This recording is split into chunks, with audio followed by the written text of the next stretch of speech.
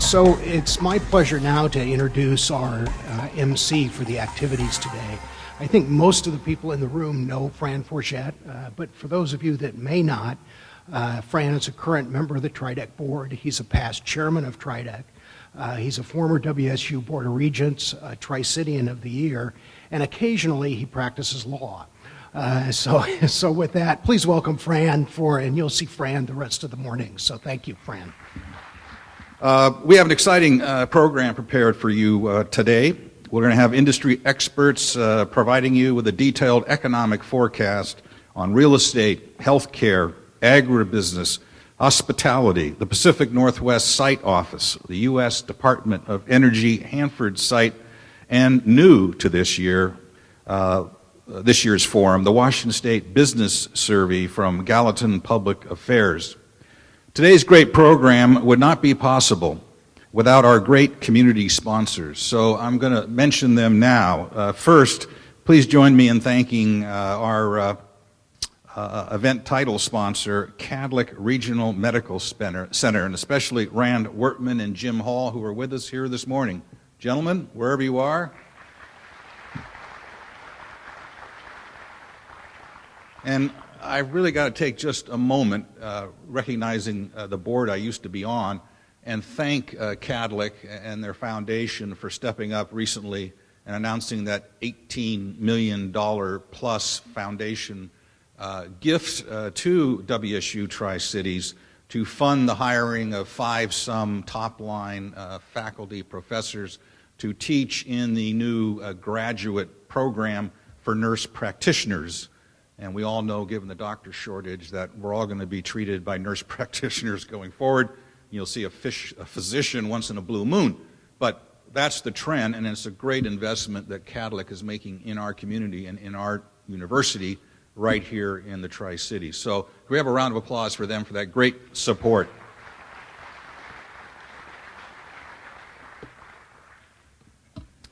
This is the 8th year in a row that they've been the title sponsor. So that's a great record.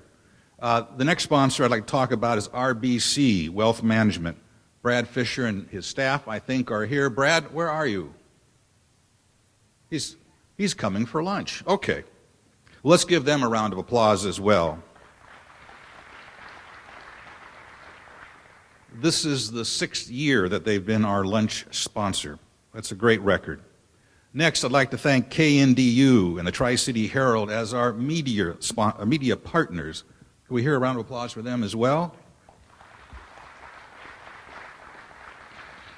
And of course, we have Charter Communications for filming today's presentation, and their guys in the back of the room. Good to see you again. Round of applause for them, please.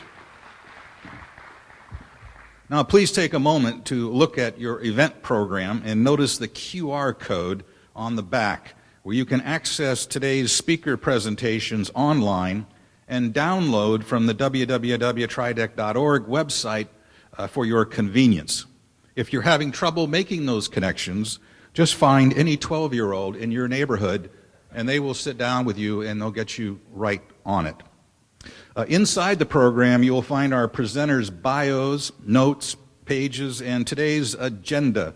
Today's presentation PowerPoints will also be available online at tridec.org, and thanks to Charter Television, the program itself will air on local public television in the weeks to come. Again, thank you all for joining us today. And now, it is my pleasure to welcome our presenting sponsor, Kadlec Regional Medical Center's Jim Hall, Director of Government and Community Relations, to kick off today's presentation. Jim? Well, good morning, everyone. On behalf of Kadlec Regional Medical Center, welcome to the Tridec Regional Economic Forum. Kadlec has been proud to be the title sponsor of this event for the past 8 years. At Kadlec, first and foremost, our mission is to provide our patients the highest level of care possible. But additionally, in recent years, healthcare has become an increasingly important economic driver for the entire Tri-Cities community and region. And Kadlec, in particular, has been in an incredible growth mode. Before I share some evidence of that growth, I'd like to show you a brief video that describes how Kadlec has evolved over its 70-plus years as a healthcare organization in this community. The Kadlec Regional Medical Center of today is vastly different than the Kadlec Hospital of 1944. Kadlec in 2014 is an integrated regional healthcare system with more than 2,700 caregivers, serving patients across a two-state area of the Pacific Northwest. Kadlec's service area is approaching 500,000 people throughout southeastern Washington and northeastern Oregon. A number of the services that we provide are the type where time is critical. And if you have to travel to Spokane, Portland, or Seattle to receive those services, you will have lost vital heart tissue or brain tissue. Service close to home is vitally important for outcomes. And I know there are people in our community who are alive today and healthy today because of things we've been able to do from programs we started over the past 15 years. Kadlec is named after Lieutenant Colonel Harry Kadlec, a member of the U.S. Army Corps of Engineers, the agency charged with building the Hanford nuclear site in the early 40s as part of the ultra-secret Manhattan Project. Kadlec's role was to build the infrastructure to support the 50,000-person workforce that invaded this arid region along the Columbia River. In effect, Kadlec's role was to build what is today Richland. 70 years later, Kadlec is a thriving healthcare organization in a growing Tri-Cities community with exclusive regional specialty services such as cardiology, neurosciences, neonatal intensive care, and a robust Kadlec clinic provider base approaching 150. Kadlec is a member of the prestigious Plaintree network of hospitals dedicated to holistic, patient-centered care. We are one of only 55 hospitals in the world to hold Plaintree designated status. Our commitment is first and foremost to the patients in our community and those in the area surrounding our community. We have all the services that you might expect in an urban community in this supposedly rural portion of the state, and we do a very good job of it. Well, the greatest sense of satisfaction for me is what we've been able to do for our community, and the number of people who are so much better off as a result of what we do. What has that commitment meant to the most important constituencies, our patients and caregivers? Pride, gratefulness, emotion. I've been a nurse for over 30 years. I've worked at Kadlec all these years. We've taken on treating childhood cancers. I did some special training and became an oncology nurse, and it just really has been a blessing to me to be able to serve these patients and these families. I'd like to thank Kadlec just for the privilege it's been to work here, and I truly mean that from my heart. The reason that I came to volunteer here at Kadlec is I had brain surgery. I really feel without Kadlec's help in that, I wouldn't be here. And I thought, if there ever comes an opportunity for me to work there as a volunteer, I owe it to them. I know I wouldn't be here if it wasn't for Kadlec. As the landscape changes and uncertainties present significant challenges to our nation's healthcare system, Kadlec has been considering how long it can sustain its momentum as a standalone organization. Thoughtful and deliberate research and study led to an affiliation with the highly regarded Providence Health and Services. We believe Providence is the organization that's going to be around for a long time. We think that by joining Providence, this institution has the best probability of serving this community in the best manner possible for the longest time. It's the best way to go for our community. Both Providence and Kadlec have a commitment to community-based health care and serving our patients with high-quality care, the best we can provide. And that commitment to our patients, the whole patient, not just that procedure, not just that illness, but the whole patient experience is something that both Kadlec and Providence have a commitment to. So as Kadlec embarks on its 71st year, it comes at an exciting time. A time to reaffirm a commitment to providing the highest level of care possible to the patients we serve. It is a commitment we are honored to meet as the newest member of the Providence team. And that growth really hasn't stopped. Since this video was developed last fall, I can tell you that Kadlec's workforce is poised to surpass the 3,000 mark. This generates more than $200 million in salaries, money that is spent right here in the Tri-Cities area. Now, the growth is not limited to staff, but patients served as well. Emergency room visits, babies born, the amount of charity care provided, all numbers making Kadlec a vital part of this region. As we touched on, Kadlec is affiliated now with Providence, an impressive nationally recognized healthcare organization with a strong presence in the Northwest. We join highly regarded partner hospitals such as Sacred Heart in Spokane, St. Mary in Walla Walla, Swedish in Seattle, and St. Vincent in Portland. This affiliation ensures a strong and stable Kadlec for years to come, which translates to expert health care for all of us. The Providence affiliation brings about tangible opportunities that would otherwise not be possible for Kadlec at this time. This spring, ground will be broken on a 4-story expansion of the Kadlec River Pavilion on the main Richland campus, elevating the patient tower to 10 stories and bringing a much-needed 100 beds to our capacity. And a project that seemingly draws the most applause, we will be breaking ground this year on a multi-story parking garage.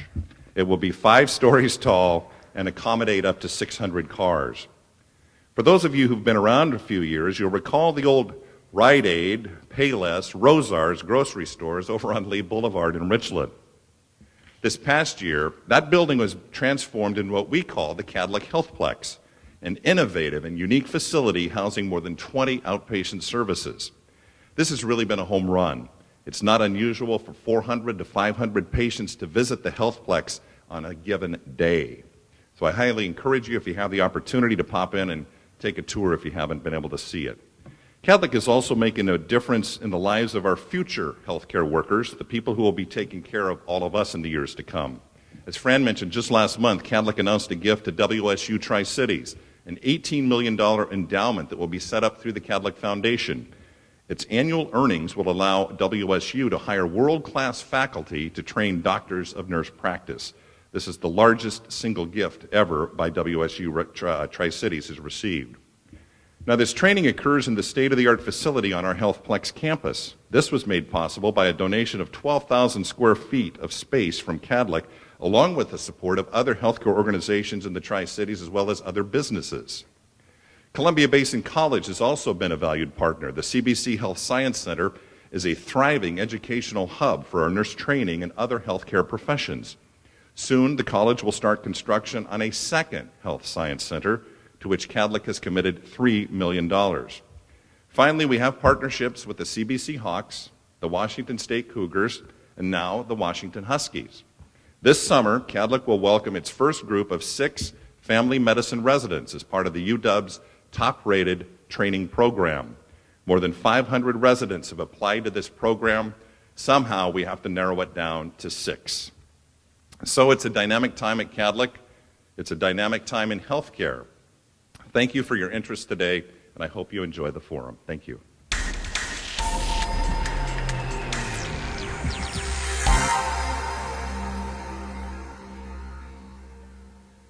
Our first speaker this morning is Ajsa Suljic. She is the regional labor economist for the Washington State Employment Security Department.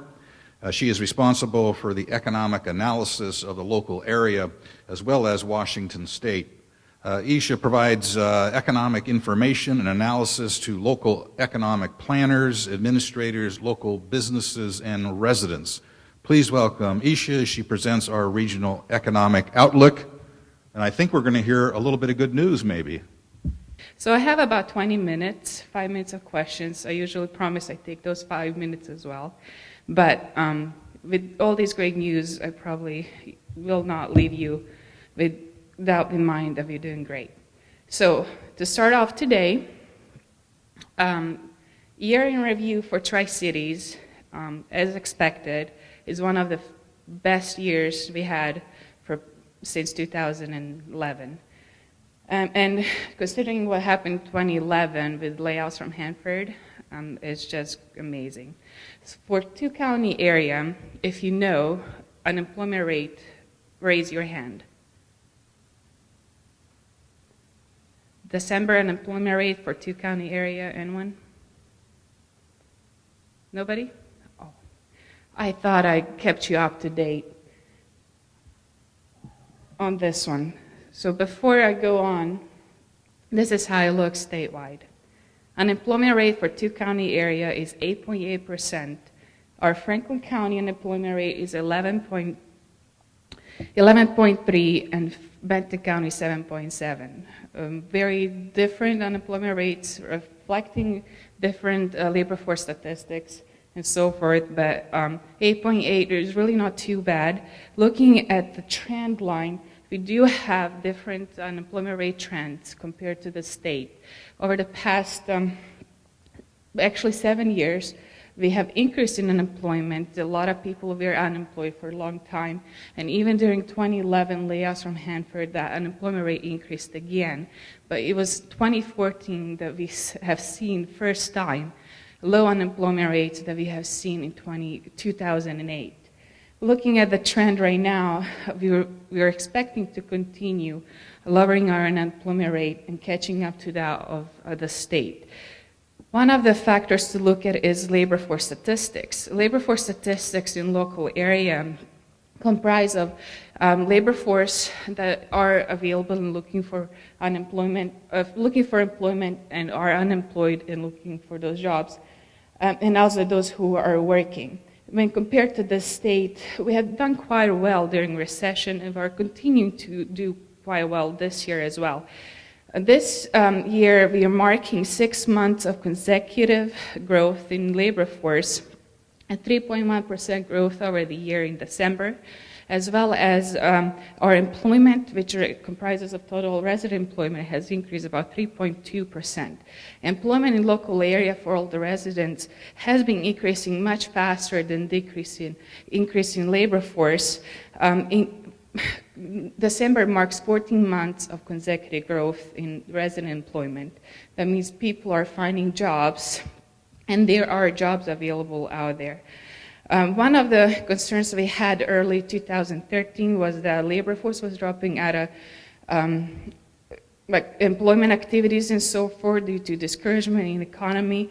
That confidence has started picking up in early 2014, and really we have noticed that increase in late 2014.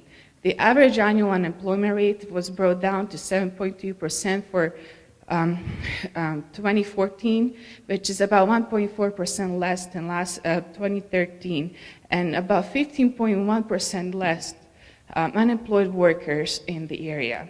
That's very significant. We still have a large challenge because we have over 11,000 individuals looking for work and are available for work, but we do have a highly seasonal workforce as well, working from agriculture to retail trade, leisure hospitality, construction, and so forth, which are highly seasonal industries.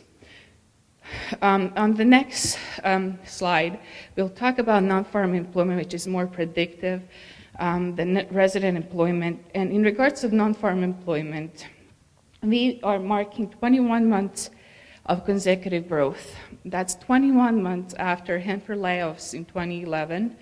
And with this growth, December marks 5.2% growth over the year, which is one of the fastest we have seen since 2010.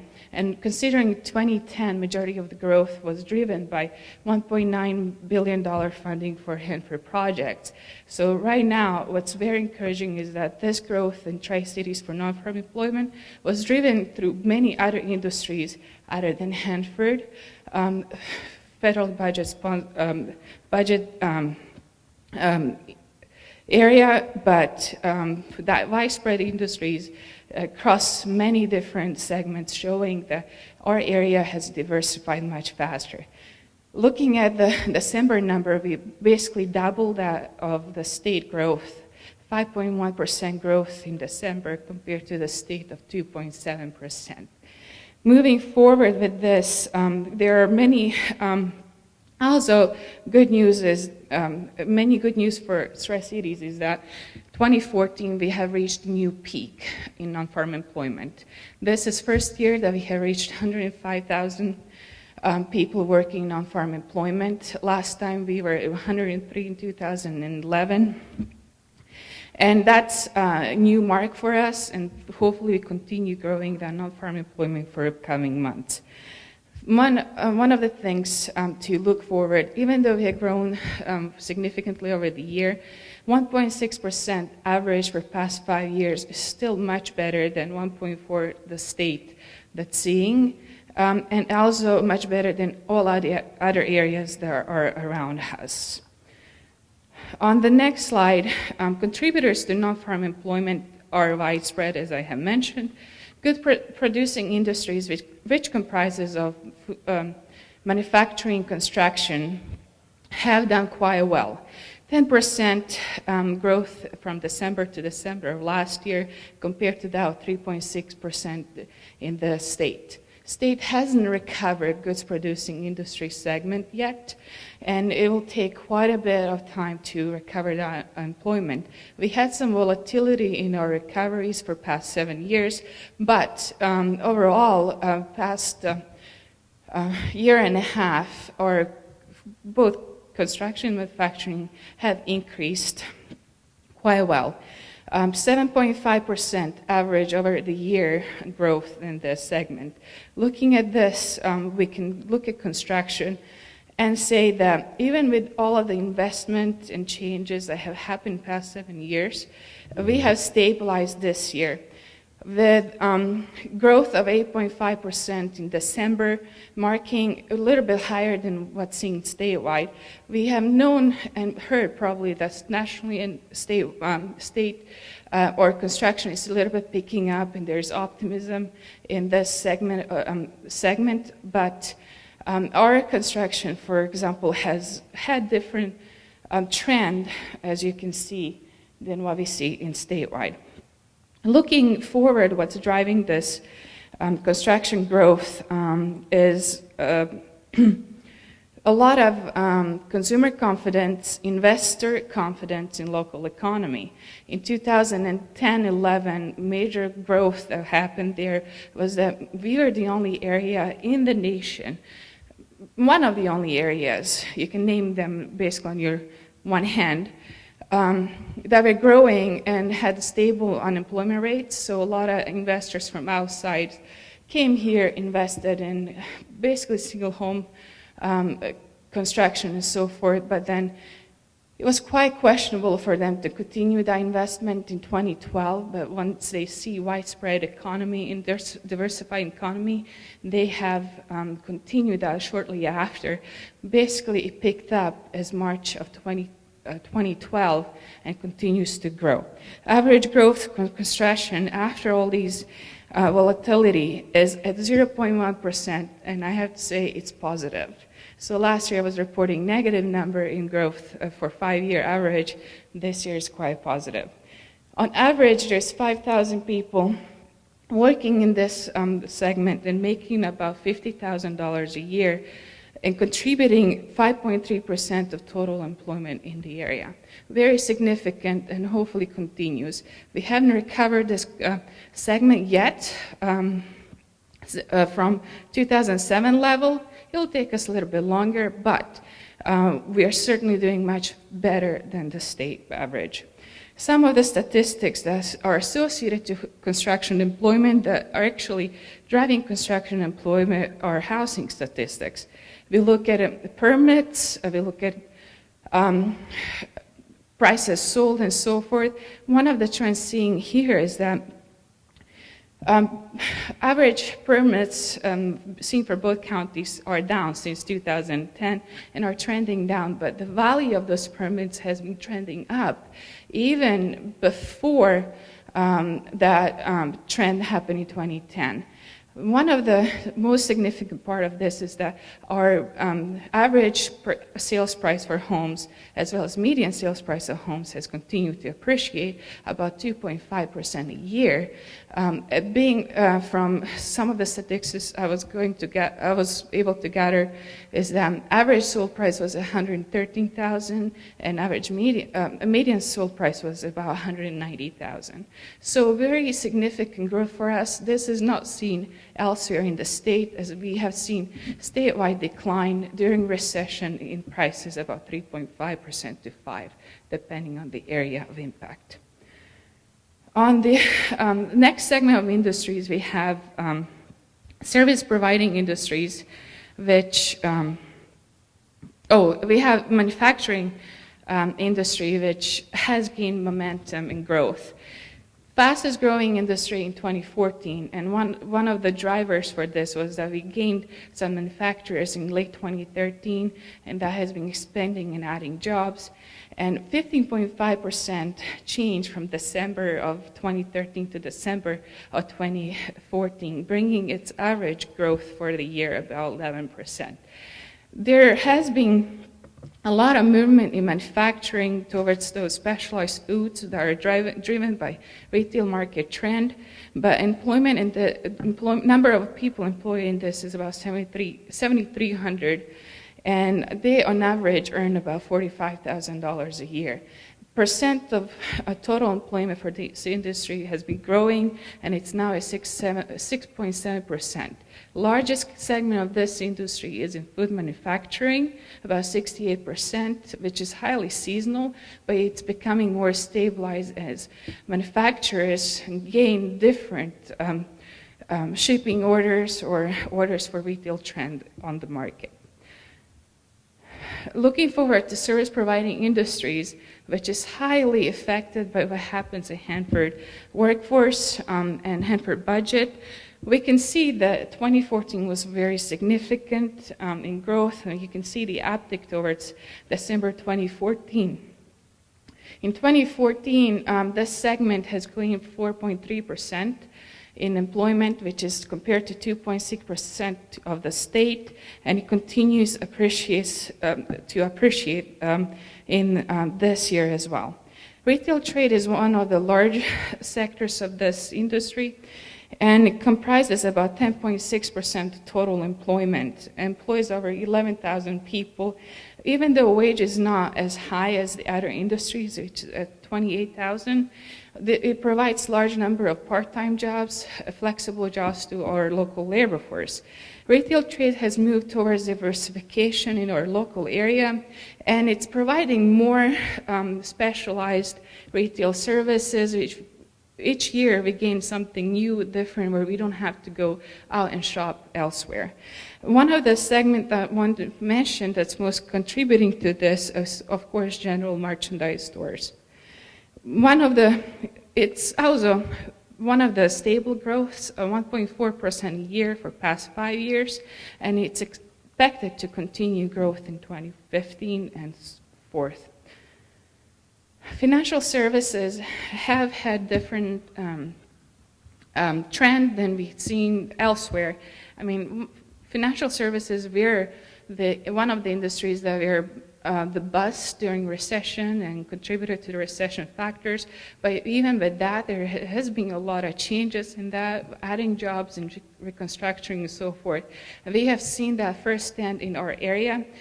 Since 2009, we have grown very rapidly when you look at this when compared to the state, and we have stabilized in late 2013 and in 2014. Still, our average for financial services growth is about 4% a year for past 5 years, employs about 3,000 people in the local area, and provides about $47,000 a year for those workers. Still gaining momentum, growth at 2.8% of total employment, and it continues to appreciate for our local area. A major driver for stability are local institutions that are not nationally associated, and those local institutions tend to be more stable and, of course, preferred by local residents when you come into recession periods that we have seen in 2009. Next segment would be professional business services. This segment, of course, is mostly driven by Hanford as it comprises majority of its employment. Professional business services in December have gained 5.9% employment, more than expected, especially since we have seen consecutive growth of consecutive months of loss due to layoffs in 2011. So gaining 5.9% in professional business services in 2014 was quite interesting and very exciting to follow. This segment employs about 20,000 people in our local area, providing about 18% of total employment and about $59,000 a year for our local workforce. We'll continue to see stability through the end of this year, but of course this segment will be driven by what happens with federal budget, but knowing that we are in quite stable, not as much fluctuations that we've seen in 2010 due to stimulus funding, will continue this growth or maybe even stabilize it. We are not expecting to see the peak that we have seen in 2011. Leisure hospitality corresponds mainly to our agricultural base and our growing wine industry and growing tourism as well, and we'll see how the new Hanford approved National State Park will impact our leisure hospitality. But good news is that for the past 7 years, this industry has grown quite a bit. In 2009, it slowed a little bit, but since then it has grown about 2.5% a year, providing over 9,000 jobs to the local area, and it ranges from basic entry jobs to high educated jobs that lead this industry. 8.7% of total employment in this. What's most exciting about this is that more of the leisure and hospitality services are coming aboard where our visitors have options to enjoy local area in much better fashion than they had opportunity to do so a couple of years ago. Educational services, and in this regard I have combined both government education as well as private education. And when we look at this, we have, of course, been in a little bit faster trend in growth than the statewide, 0.7% change over the year. But when we look at average growth rate since 2009 is 2.1%, which is much faster than that in the state. Over 9,000 people actually work in this segment, making over $35,000 a year. And this is appreciating basically due to the growth and demand from local population. We have one of the youngest counties in the state, which is Franklin County. At an average age is about 21 years of age. So majority of Franklin County population is in school segment. So this will continue to appreciate and provide, as well as we demand more higher skilled workforce in our economy. Healthcare industry, great progress for our local area, 3% change over the year in December 2014. This segment, of course, when combined for both government employment and private employment, makes up about 14.8% of total employment, which would be the second largest industry in the area. Average wage for this is about $43,000 a year. As mentioned before, we are specializing in some of the services that we were outsourcing before and keeping our residents here and utilizing this. And we have seen, and I like to joke a little bit about this, we are seeing healthcare providers on every corners, like you're seeing Walgreens and Rite Aid, and gas stations, so that's the new trend. And I like to enjoy it, and it's very convenient if you go from work and you have to pick up your kid, take him to emergency room. For the government employment, which of course is total employment here, we can see a little bit of different trends than seen in the state, but we are kind of picking up after slow growth after 2011 recession. Well, of course, when the recession ended, the government kind of stabilizes and restructures its perspective and moves forward. This is mainly driven for Tri-Cities. Growth in 2014 was mainly driven by educational and healthcare service expansion, but not other government employment. Major driver for most of all the industries in the local area was our population growth. Looking at the comparisons around the region and the state, we have grown for past 40 years about 2.7% a year, 10 years 2.7, 20 years 2.4. So we are outpassing almost all of the areas around us, as well as the state and U.S. in population growth. And this growth is kind of slowing down a little bit, but it's continuing its momentum towards one of the fastest in the nation. In 2012, Franklin County was 5th fastest growing county in the nation out of 3,900 counties in the U.S. Looking forward for 2015, all of this growth is expected to continue, and hopefully we might not be at 5.2%, but we are over 1.6% that I have mentioned last year. But growth is mainly driven by the confidence in businesses to hire, as well as confidence of workforce to get hired. So we are seeing workforce come back in, and that labor force confidence is expecting to continue this year as they see more optimism for them to find jobs. Consumer spending will drive most of the industries, especially as their discretionary spending is a little bit, you have fuller pockets basically to spend on some of the industries that you could not spend during recession. But industries to look forward are manufacturing, healthcare, education, professional business services, and transportation warehousing. Transportation warehousing, which I didn't detail, is one of the growing segments and is in direct relation to our agricultural base.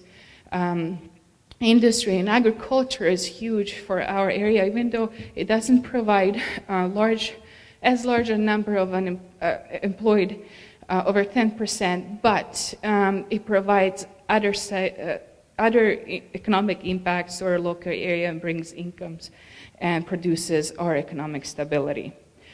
I am up at 3 minutes right now. I'll stop here. If you have any questions, let me know. And I just want to say thank you again for being here. And next time, I'll make someone to sit with Carla on the first row. Thank you.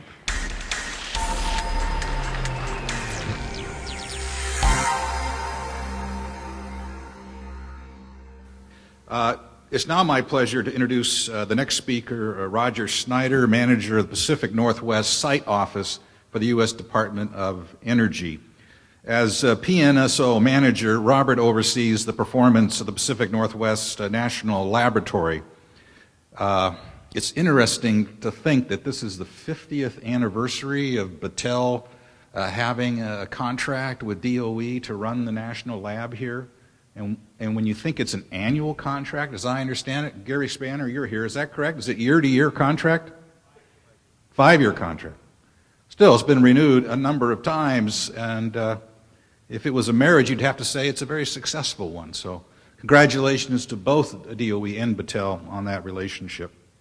Roger joined the Department of Energy in 1990 and previously served as the deputy manager of the DOE National Nuclear Security Administration's Los Alamos site. Please welcome Roger Snyder to present our PNSO and PNNL outlook. Well, actually, because we have a few new faces, I'm going to give a little bit of opening context. Let me see if I can work this. There we go. And one more. So there are actually 3 DOE offices in town with very distinct missions. And it's useful to have that context because we talk about different things and we have different issues and interfaces with the community. So first, we've got the Richland Operations Office, which focuses on cleanup and stewardship for the entire Hanford site. And then we have the Office of River Protection, which is associated with tanks, tank waste, and construction of the VIT plant, which we often hear about. And then last, we have the Pacific Northwest Site Office, which is really associated only with the Pacific with PNNL, the Pacific Northwest National Lab, and it's largely off the Hanford site. So again, a distinction of some import because we're in the city of Richland from that standpoint. So let's see, there we go. PNNL is actually one of 17 national labs. 2 are actually less than $100 million, and only 5 are a $1 billion class or more like PNNL. So it is really a rare item to have, and to have that engagement with the community. And as Fran mentioned, it's been a 50-year relationship with Battelle. So the Department of Energy owns and stewards PNNL, but turns to Battelle for operation and its employees and its vision. And so that relationship started in 1964 with DOE select, or actually it was the Atomic Energy Commission, a predecessor, selecting Battelle, and that relationship has continued on today. And since it is our 50th year, we like to celebrate all year long. And so we've been starting with employee events, engagements with the community. One thing that we have going on through the year is a community sharing opportunity. So you can leave notes about your interfaces with either Pacific National Lab, as it was once known, or PNNL today. Maybe you know people that have worked with the lab. We've also got a series of articles in the Tri-City Herald written by Mike Kloos, the lab director, and it talks about some element each month that's relative to PNNL and tries to, again, bring the whole quilt into view.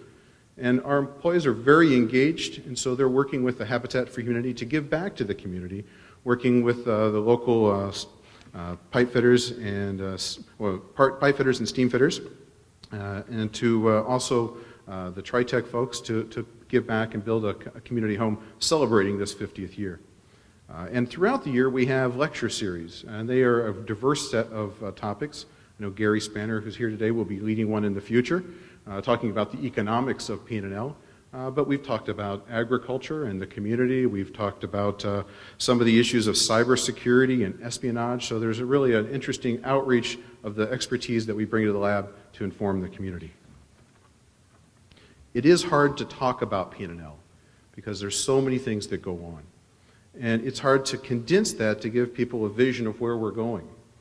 And so from that standpoint, there's a simple sentence, but it's quite complex. And that's we are trying to understand, predict and control complex and adaptive environments. And that itself doesn't say very much to most people. But it is a simple way to condense what our focus is.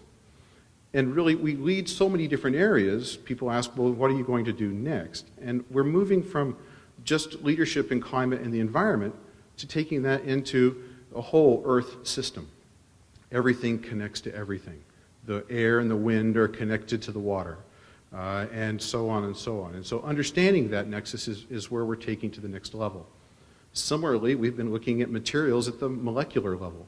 We're going to take that to the next level down in the mesoscale and below, with increasing clarity and increasing understanding of how things are actually working, such as how does a battery charge and discharge while you're watching it, not a series of snapshots. And then leadership in materials measurement and data analytics, because so much we do today is actually collected information. And we assimilate that information, we draw trends, and we try to extrapolate. That's the future of much of the work that we see to do, because it's predictive. But if you can only take 3 things away, the lab is focused on the Earth and how it works and the systems that comprise it, the energy that we rely on and that we draw in some part from the Earth, and the security of the world we live in. So Earth, energy, and security, which are 3 separate systems but interconnect. That's the focus of PNNL. So to do this cutting-edge science and to continue changing, we need to evolve our campus. And those of you that drive out to this edge of town in Richland may have noticed some construction. Most people confuse it with the Wine Science Center. They're just about on the same schedule. So let me see if I can do the pointer. I'm not even going to try. So you can see the yellow square up. That's actually the intersection of Stevens and Horn Rapids Road. And we're growing north. So we're going to grow to that area that you can see in the distance, which in the far area is the Hanford site and the 300 area.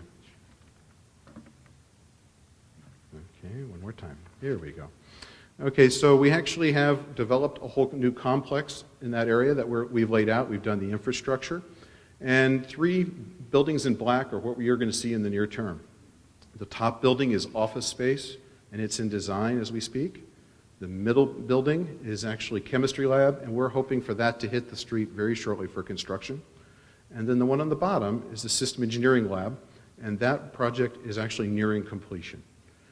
And so it's come out of the ground, and it's actually really been exciting to the lab researchers to see a new building that is really taking us to the next level in areas of electric grid, appliance standards, and this building will also focus inward on the lab for how we use energy.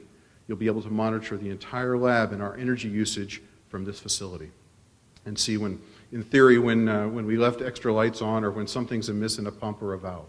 And so it's really putting many of our oversight systems into place so that we use them and then we can export them to other industries. But looking at the budgets is an important aspect of this meeting and this forum. And so last year was a very good year for us. You know, every year we worry about it. We start off, we kind of get a little shaky about what it's going to be like. But again, over $1 billion of work at the lab. Our staff stabilized at about 4,300 folks. And we had over a patent a week coming out of the lab. And that innovation comes back into industry. We had more industry partners than ever coming in and engaging. And so it's really an engine for change and an engine for the economy. Unlike the Hanford site, which primarily has one funding program, environmental management for the department, we rely on over 70 major clients to provide the bulk of the funding and a bevy of small clients to provide the balance of funding for the lab. So it's quite dynamic from year to year, and it's hard to plot one budget in one location and its impact. But the gold section you see on the screen represents the Department of Energy's contribution to PNNL, and that's from 15 different programs, one of which is environmental management. And so again, it gives a sense of the magnitude of effort that the lab has ongoing. But it is our 50 years, so it's important to kind of think about where we've come from. So this chart represents the decades that we've looked back at for those 50 years. And you can see substantial laboratory growth over that period of time. And we've also diversified. So if you look back at 1965, over 95 of the staff, 95% of the staff work hours were focused on the Hanford site. Today, that's less than 5% of the employee work hours. So most of our work is now outwardly focused. And if you look at it in terms of volume of dollars and work, substantial growth over that 50 years, from $41 million to the billion-dollar class that we are now. So again, a lot of growth, a lot of new energy, and we've expanded. We're being very centric to the region, to around the globe. And so again, a very different dynamic in place.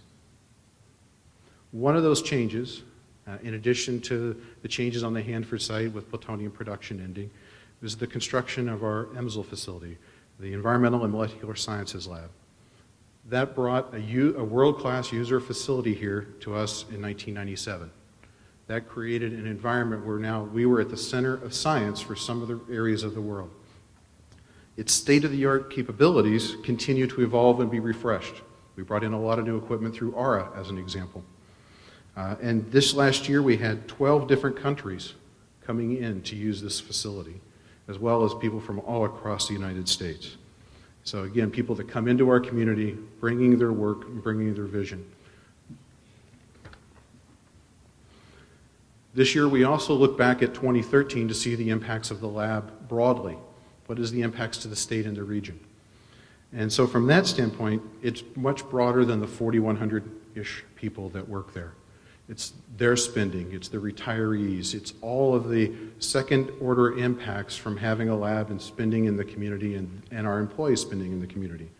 That magnifies to about 11,000 jobs worth of impact in Washington State. That's a lot of impact extrapolated out. And to me, it's important because those same employees are members of the community, and just trying to do a simple tally of their contribution both in time into our schools, or their contributions to United Way and other charities has a measurable impact back into the community. But every time I travel out of the airport, I think about its expansion. And so I pulled the tally there too. We had, looks like 14,000 flights last year for PNNL. And so 14,000 flights, mostly out of the Pasco airport. And so that's a lot of coming and going that again drives the growth of our region. And in terms of tally, we had almost 5,000 out-of-town visitors. And so that's people staying in the hotels and working at the lab for various periods of time. And it's hard to tally that accurately, but we think we've got a reasonable way to do that. So again, the impact magnifies. But thinking about the year ahead is always a challenge. And so I gave you some of the context for why that's complicated for us. And so looking at the budgets, we can estimate pluses and minuses, modest gains, and a few losses here and there. So we're forecasting fairly flat. We think we'll continue to change. We'll pick up some strengths in some areas. We'll maybe need some areas a little less. But that's driven by our clients and our customers. And so that diversity of customers, over 95% of the work is competed. And so that means if we are not economically capable, or if we're not scientifically relevant, that work goes elsewhere. And that requires a vigilance and an alignment with the customers. We also have a new lab director to be coming on board this year. Mike Kloos has decided to retire. And so at the end of March, we're planning for Mike's departure and a new lab director. A new lab director also is a chance for change and look at new horizons and new growth. And then, of course, we have a new Congress. And, of course, pretty early to tell, but we're hoping that brings new opportunities, as PNNL has been a constant source of information and awareness for not only the region, but for where the scientific frontiers and industry need to go. And we are always adapting, and that's the challenge as well, because we're not the lab we were 50 years ago. We're not the lab we were 10 years ago. And we need to be constantly positioning ourselves for the lab that we need to be 10 years from now. And so the construction we're doing now is all focused on that growth. So we're happy to be part of the community and ride the wave, but I think it's going to be an interesting time as we grow and hopefully spin off more businesses locally. That said, thank you.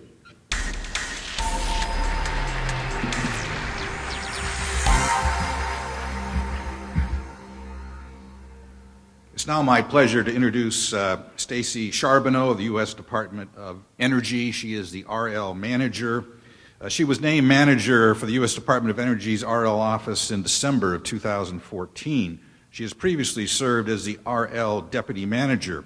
Stacy has, for more than 15 years, been managing projects involving nuclear operations, construction, environmental remediation, as well as deactivation and demolition of the same.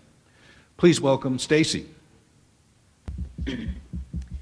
Some of you may know me, but some of you may not, so I'd like to share a little bit about myself. I've worked at Hanford for over 20 years, and I've worked for both the Richland Operations Office and the Office of River Protection on most of the major projects at the Hanford site. So for today, I'm going to talk about the U.S. Department of Energy for both offices, both Richland and the Office of River Protection.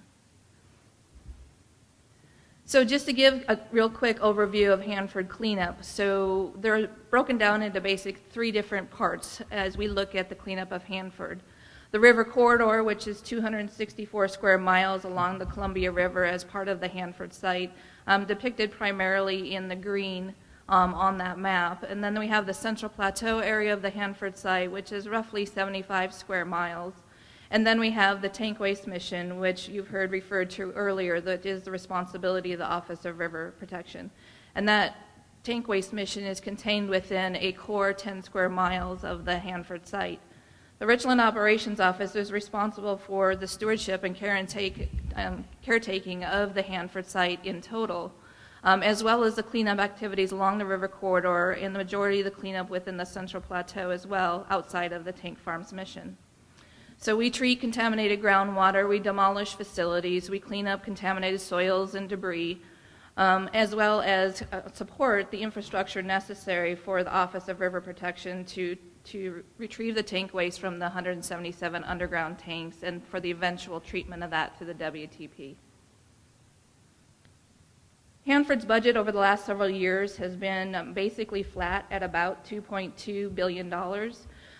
If you're were listening or had been looking at or the newspaper recently, we just had the president's budget roll out for fiscal year 16, and we're actually going to be above $2.3 billion as we start to ramp up for the waste treatment at the WTP. So our budgets are going up in 16 from what it's been about 2.2 to above 2.3 billion in fiscal year 16. Of that, our prime contractors report about 750 or a little more in subcontracting work, and the majority of that is done through small business. We have about 9,000 employees between the Department of Energy and our prime contractors. The Richland Operations Office has about 250 DOE employees. The Office of River Protection has about 160 DOE employees, and the rest of those are our contractor workforce. Our budget outlook doesn't go down. Our workforce, which you'll see as I get into some of the continuing slides, is we have a continued need for funding here to continue our cleanup for decades. We have many prime contractors at the Hanford site. At the Richland Operations Office, we have the River Corridor contract, which is managed by WCH, Washington Closure Hanford. We have the Plateau Remediation contract, which is managed by CH2M Hill.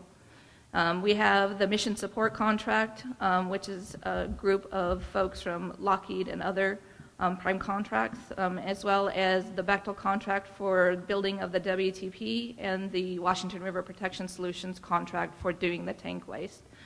Our contracts run in general over a 10-year period. However, a couple of our contracts are unique, like the River Corridor closure contract is a closure contract. They'll be there until we're finished with the work that we want them to do along the River Corridor, as well as the Bechtel National contract is until WTP construction is complete. So I talked a little bit about what's the forecast, the economic impact of Hanford on our region and the economic impact and budgets required to complete the cleanup. What I'm showing here is a graph that we put out in our life cycle report, which shows what is the funding required to be compliant to our regulatory agreements and our milestones. And so what this shows you is our compliance outlook consistent with our agreements with the state of Washington and agreements with EPA call for $2.5 to $4 billion every year. So we had talked about our budgets are roughly about $2.2 billion. So as we go through every year, we have to prioritize the work that we do. We go back and negotiate and have discussions with the states of both Washington and Oregon, as well as the EPA, to look at what is the priority we do work that we do in any year. From an economic input and outlook perspective, if we look at a 2.2, a 2.3, or even like a 2.5 flat scenario, you can take that work that's above that graph and push that over into the next period. So what you see here is sustained funding for Hanford that's going to be well above $2 billion, probably for the next 3 decades. This is just some recent history and current. I talked about the $2.2 billion. In fiscal year 15 this year, Richland's budget is approximately $1 billion, and the Office of River Protection's budget is about $1.2 billion. Next year, the President's budget that was rolled out on Monday has the Richland budget just over $900 million, and ORP's budget is at $1.4 billion. This gives you some idea of the subcontracting that's done below our prime contracts. So the department has contracts with our prime contracts, and then they subcontract much of the work that they do. Much of that subcontracting work is done with small businesses, and much of that subcontracting work is done with local businesses or within the state of Washington. So of the $700 to $800 million a year that's work that's performed by subcontracts, roughly half of that, or a little more than half of that, is done by local contractors. So I'd like to give you a little perspective of how the Hanford cleanup is progressing, particularly at the Richland Operations Office, as well as where we're at with the tank waste mission.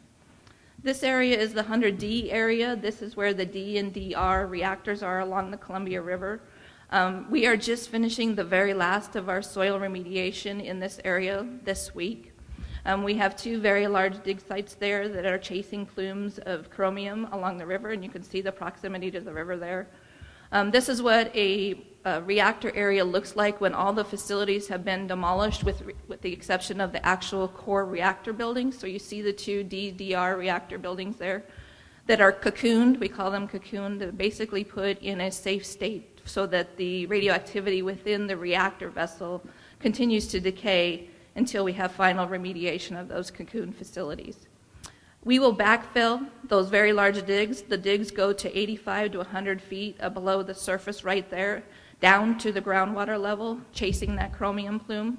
We're just now taking off 10 feet of actually down into the groundwater level that will reduce decades of groundwater remediation. We have groundwater pump and treat facilities that treat the groundwater in this area that keep the chromium from getting to the Columbia River. The chromium is a hazard to aquatic and biota in the river, the salmon and the aquatic biology in the river as well.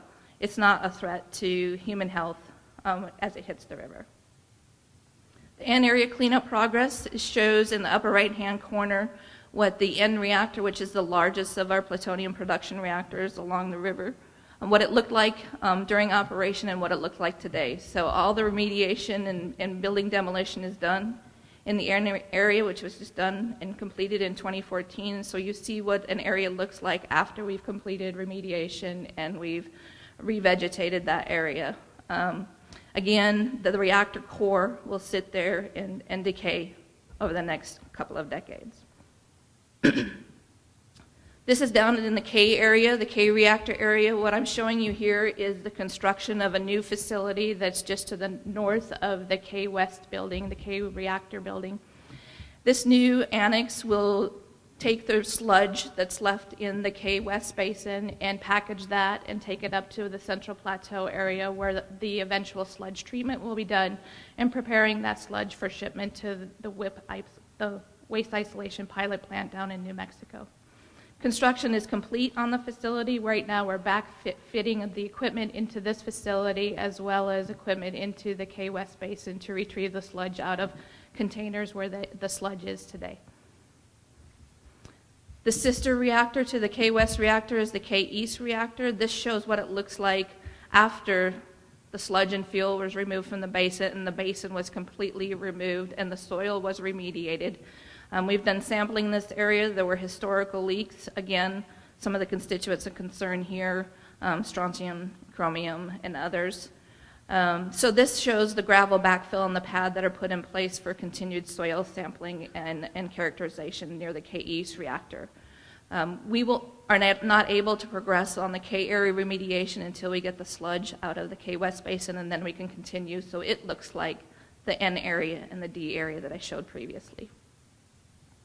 This is a burial ground that's just north of Richland. If you've gone out on Highway 240, it's across the highway from the Energy Northwest, the operating nuclear reactor on the Hanford site.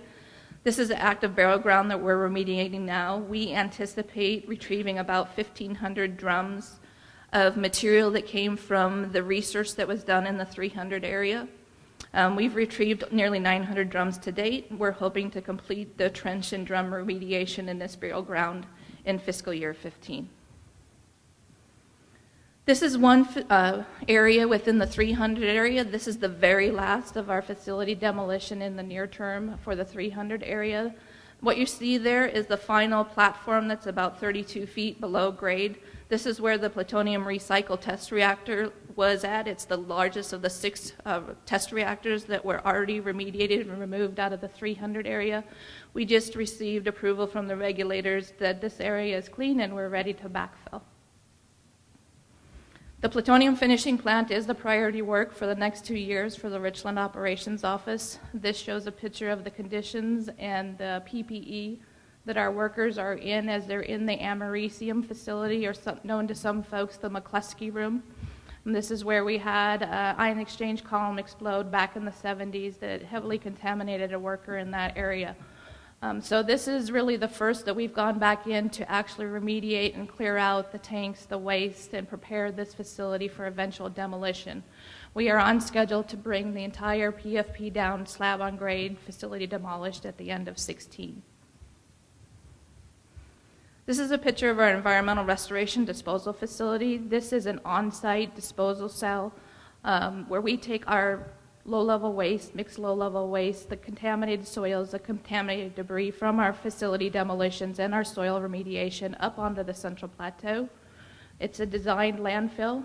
It will be here in perpetuity. We have already disposed of 17 million tons of debris in this landfill. Groundwater remediation is going very well. We have 5 pump and treat facilities along the river, and then we have one very large pump and treat facility up on the Central Plateau. What this is a picture of is a uranium train that's just got, this picture was taken Monday. It's a uranium treatment train that was built down in South Carolina. This is it loaded on the truck. We'll receive this out at the Central Plateau this week, install that to continue treatment of contamination on the Central Plateau in both the 200 West and the 200 East area part of the Central Plateau. To date, we've treated over 11 billion gallons of groundwater, both on the Central Plateau and along the river, and we're going to continue to expand our capacity and our capabilities for groundwater remediation.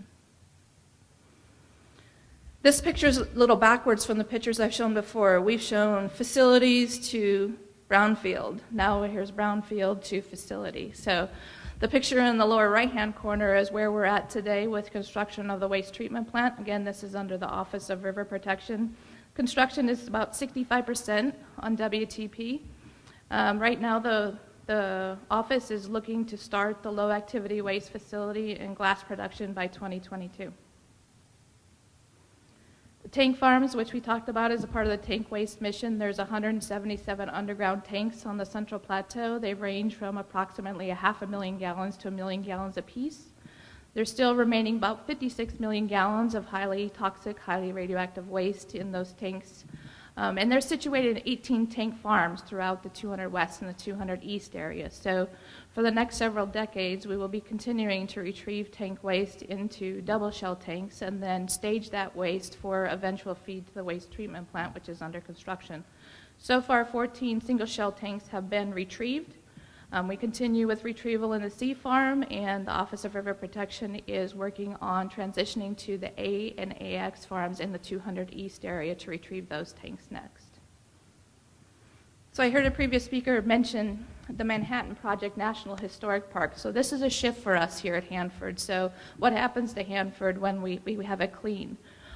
So we are looking at additional public access, we're looking at additional tribal access, as well as the establishment of this National Historic Park, which is a tremendous tribute to the work that was done here at Hanford. So in December, the National Defense Authorization Act was passed, which is congressional legislation naming the Manhattan Project and buildings at 3 different sites here at Hanford, Oak Ridge in Tennessee, as well as Los Alamos in New Mexico as a part of this National Historic Park. So we have named a program manager that's going to lead the effort for us. The obvious is the B reactor, which we already have public tours on, but we are also expanding into other facilities that may be a part of tours starting as early as this summer. So the old Hanford High School, that's the old Hanford High School out on Hanford, the White Bluffs Bank, the Tea Plant, as well as pre-Manhattan Project buildings like the Brigham and Warehouse, which is out near the Vantage Bridge. So there are a number of different areas on the Hanford site that are being considered to be a part of this historic park. What we envision is not having private auto access, but bus tours similar to what we do today for the BU reactor as this park evolves over the next several years under the National Park Service. So we will work very closely with the National Park Service. DOE will be responsible for continuing to maintain these historic facilities and the grounds and the roads to get to these historic facilities. So that's very exciting for us, and we appreciate all of the community support that's gone into bringing this to be reality and the continued community support as we envision tens of thousands of additional visitors coming to our area to visit this national park. If you want to find out anything more about Hanford Cleanup or the projection, it's at www.hanford.gov. It's a pretty user-friendly work site. We also have Facebook pages, Twitter, and others, so appreciate that. Thanks.